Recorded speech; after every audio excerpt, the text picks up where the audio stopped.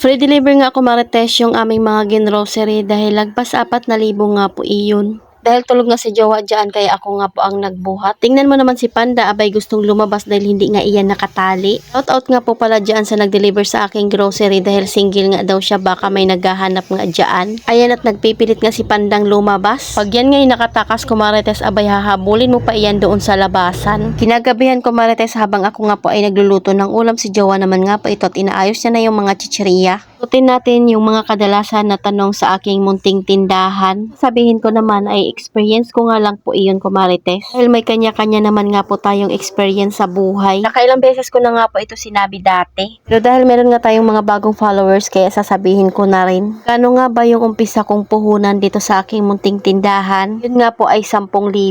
Sahod nga po iyon sa paluwagan ko marites pero hindi talaga iyon sapat kung tutuusin. Pero dahil hindi naman nga po utang yung aking pinangumpisa ay okay lang. Dumami na nga rin po yung aking paninda at nadagdagan na. Kaya lang after ilang months ay nawalan nga si Jowa ng trabaho.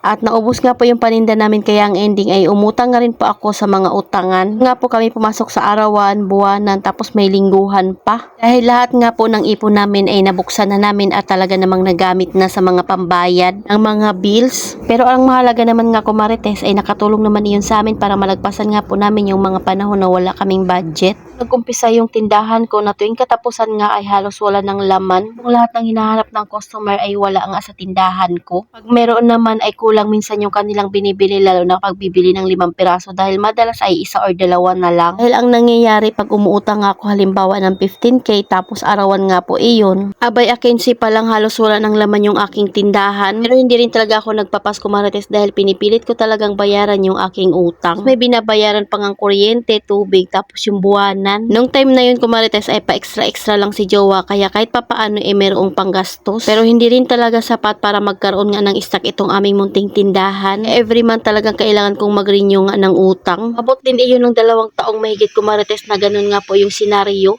Utang, mawawala ng paninda o utang ulit. Parang inaantay mo na lang talaga kung kailan susuko yung aking munting tindahan. Minsan tinatamad na nga akong magbukas dahil wala naman nga po akong maibibenta. Ang sekreto ko marites, walang hanggang pagdadasal. Totoo lang, yung God will provide talaga sa buhay natin ay totoo naman. Lalo na nga kung yung faith natin ay hindi nawawala sa Kanya. Isipin mo yung tipong parang hindi ka na nga makakaahon dahil sa hirap nga ng buhay. Yung parang ang hirap ng huminga dahil lagi na nga lang pong kinakapos yung mga budget namin. Ano nga pa kami nakabawi dito sa aming tindahan at dumami nga ulit yung paninda. Nakabayad nga rin po kami sa aming mga utang. Taong 2023 ko marites, uso nga ang gumawa na ng reels. Ako naman ay syempre nakisabay din ako dahil sabi nga nila ay may bayad nga. Pero katagalan ng sabi nga nila ay wag nang tumuloy dahil hindi naman nga po nagpapasahod na si Meta. Pero dahil ako'y porsigido nga ko marites, abay hindi nga ako tumigil. Everyday pa rin talaga ako nagpo-post ng mga video kahit minsan ay nasa 100 lang yung views. Nakamalaki na nga yung 500. After 3 months nga ko marites ay na-achieve ko nga po yung 60k minutes views. Approve nga po yung aking in-stream ads. Una ko ang nasahod ay nasa 1.5 lang iyon. Tuwang-tuwa na nga din talaga ako nun ko marites dahil syempre habang nasa bahay ka nga ay kumikita ka. Tuloy lang ako sa pag-post hanggang sumahod ako ng 2,000, 3,000 hanggang sa tumaas na. Nakabili kami ng materyales para nga po maipaayos yung aming kusina. Bili ng mga gamit sa Orange app at sa Black app. Nakapagpatiles na nga rin kami ng aming sahig pati sa CR. Tapos unti-unti ko na nga pong nabayaran yung aming utang na arawan at hindi na nga rin po ulit ako kumuha. Bayaran ko na rin yung aming monthly. Last week lang ay na-cleared ko na nga rin po yung utang ko sa Orange app.